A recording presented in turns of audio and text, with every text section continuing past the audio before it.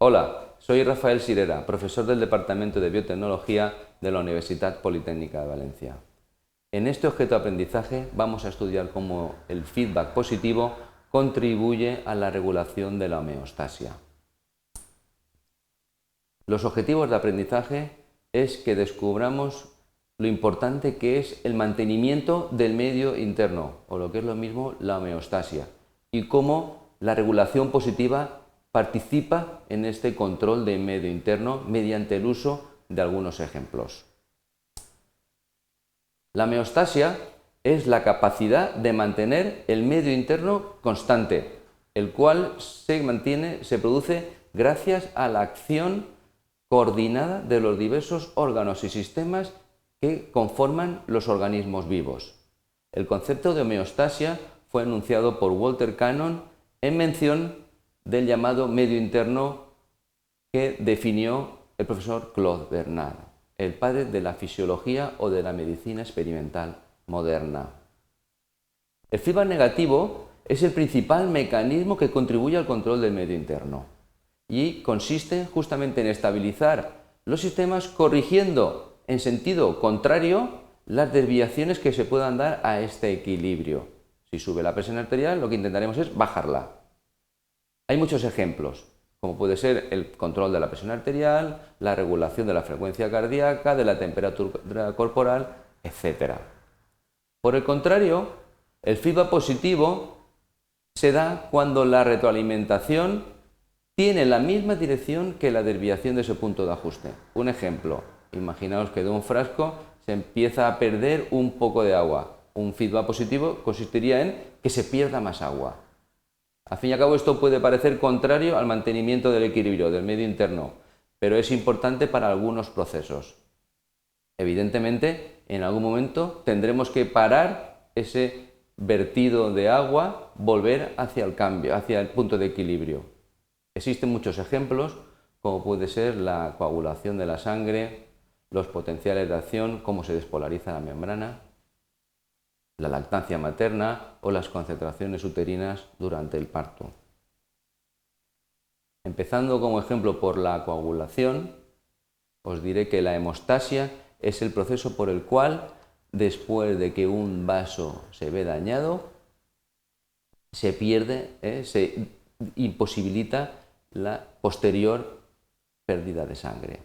La hemostasia consiste tanto en la vasoconstricción del vaso dañado como en la formación de tramas insolubles de proteínas que previamente estaban en forma de soluble en el coloide plasmático, principalmente el fibrinógeno que pase a fibrina mediante la acción de la trombina, más la posterior agregación plaquetar y la formación del trombo, el coágulo.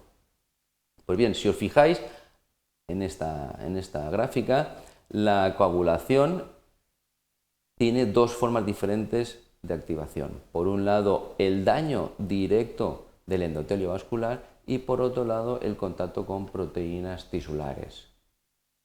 Tanto por las dos formas independientes vías de activación, lo que observáis son cascadas enzimáticas. Las cascadas enzimáticas son ejemplos claros en los cuales la formación de un producto amplifica la formación de los productos posteriores.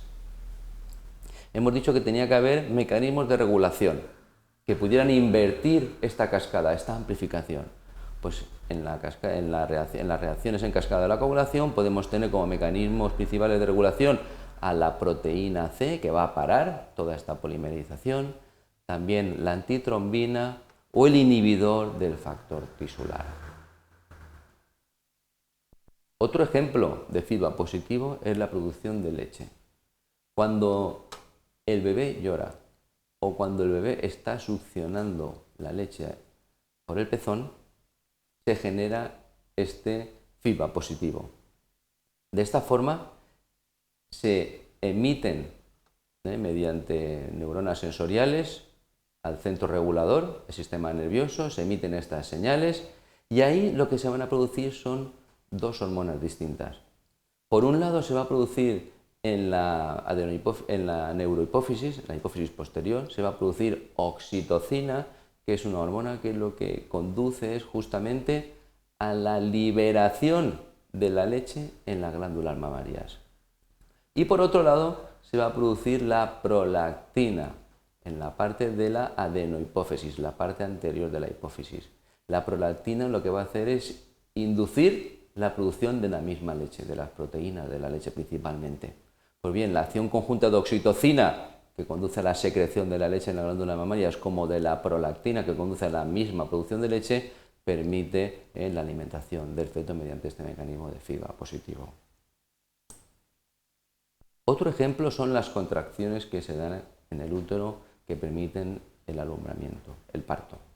De esta forma, cuando la cabeza del feto empieza a empujar el cuello del cérvix, cuello uterino, perdón, cérvix, estas neuronas sensoriales emiten sus impulsos al sistema nervioso central, el cual estimula a la neurohipófisis a la secreción de la hormona que hablábamos antes, de la oxitocina. La oxitocina, cuando lleva al útero, transportada a través de la sangre, le induce justamente a este órgano muscular a sus contracciones que van a facilitar justamente la salida del feto.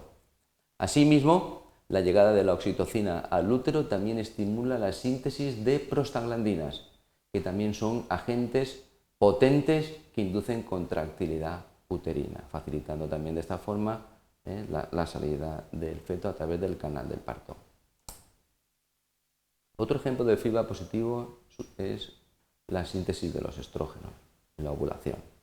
De esta forma, cuando durante el ciclo menstrual aumenta la síntesis de estrógenos, los estrógenos son importantes para preparar el órgano sexual femenino para que se implante el óvulo fecundado. Cuando aumenta la concentración de estrógenos, o sea, se está preparando el endometrio para la recepción del óvulo fecundado. Cuando el nivel de estrógenos es elevado, se produce, mediante un mecanismo de FIBA positivo, más hormona luteinizante, que lo que va a hacer es justamente liberar los óvulos de los folículos del ovario. Otro ejemplo, y para terminar, de FIBA positivo son las cascadas enzimáticas que comentábamos en el caso de la coagulación. Tanto la generación de un producto en una misma cascada como la generación de otros productos en cascadas paralelas son capaces de ejercer mecanismos que activan a enzimas que están upstream de la vía y que inducen a la generación de más producto. Las cascadas enzimáticas y sus productos generados son claros ejemplos de FIBA positivo. Bien, para terminar, es importante que tengamos presente que todos los órganos y sistemas que conforman el cuerpo humano trabajan de forma coordinada para el mantenimiento de la homeostasia. La retroalimentación positiva tiene lugar cuando esta retroalimentación se va en la misma dirección que el cambio del desequilibrio frente al punto de ajuste, amplificando de esta forma la magnitud del cambio. Es importante tener mecanismos de control que sean capaces de invertir esta amplificación del cambio. Si no fuéramos capaces, se perdería sangre y se perdería sangre sin parar hasta que nos desangráramos. Es importante en algún momento invertirlo. El FIBA positivo no es biológicamente tan común o tan frecuente como el FIBA negativo, aunque también es muy importante para el mantenimiento de este medio interno. Y ejemplos que hemos visto son la coagulación de la sangre, la lactancia materna o las contracciones uterinas durante el parto. Espero que esto sirva de ayuda.